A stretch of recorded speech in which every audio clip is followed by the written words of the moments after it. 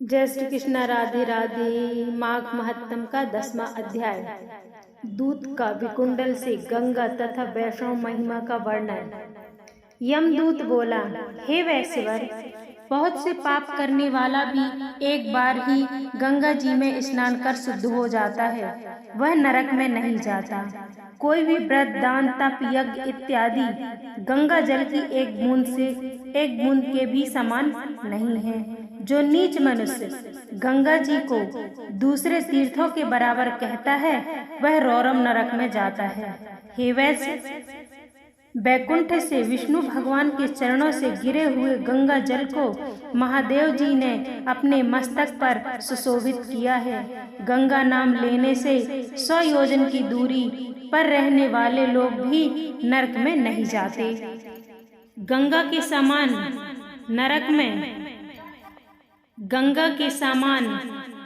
नरक में जाने से बचने वाला अन्य कोई उपाय नहीं है। पापों को भस्मीभूत करने के लिए गंगा में स्नान अवश्य करना चाहिए। हे वैश्य, जो मनुष्य कीचड़ में फंसी गाय को निकालते हैं, रोगी की रक्षा करते हैं, गौशाला में मरते हैं, वह जिसने दान देना छोड़ दिया है, वे लोग गगन में तारे बनकर चमकते हैं। प्रातः काल स्नान करके जो नित्य 16 प्राणायाम करते हैं, वह यमलोक को नहीं जाते। उनका भ्रूण हत्या का पाप भी विलीन हो जाता है।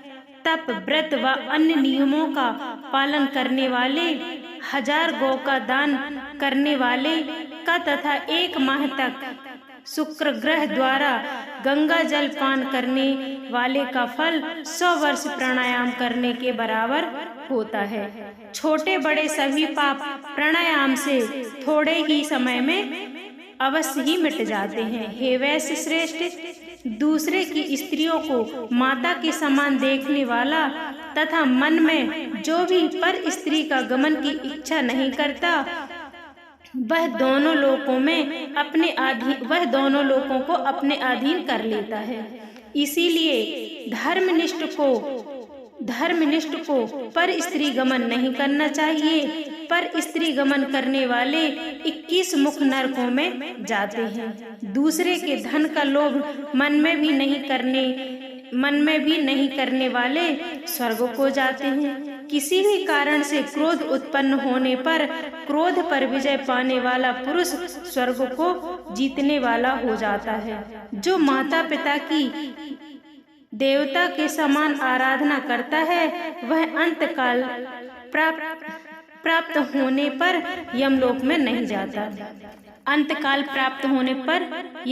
नहीं जाता। जो गुरु की पूजा करते हैं, वे ब्रह्मलोक में जाकर पूजा योग्य होते हैं।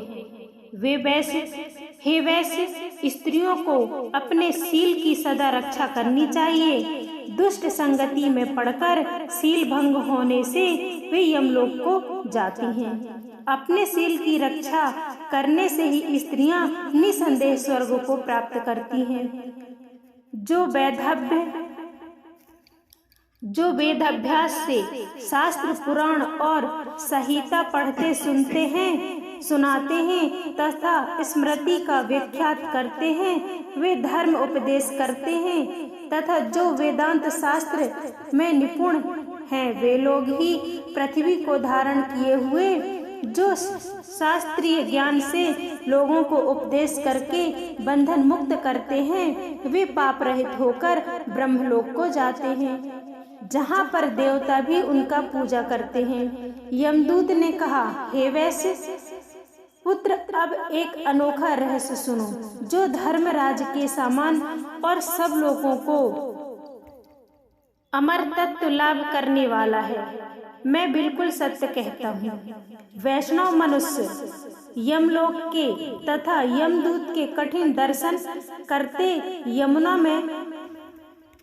यमुना के भ्राता यमराज ने अपने दूतों से आदर पूर्वक बार बार यही कहा कि तुम लोग वैष्णव को कभी मत पकड़ना। वे मेरा दर्शन ना करें तो दुराचारी, सुशील तथा पापी लोग भूल कर भी एक बार यदि केवल भगवान को याद करते हैं, वे पापों से छुटकारा पाकर विष्णु भगवान के बड़े पद को प्राप्त होते हैं। जो बुद्धिमान मनुष्य वैष्णव के सेवक हैं तथा वैष्णव जिस घर में भोजन करते हैं उनको भी तुम लोग छोड़ देना, क्योंकि उनके संसर्ग से वे भी पापों से मुक्ति पा जाते हैं। वे मनुष्य यमराज की राजधानी यमपुरी में नहीं जाते।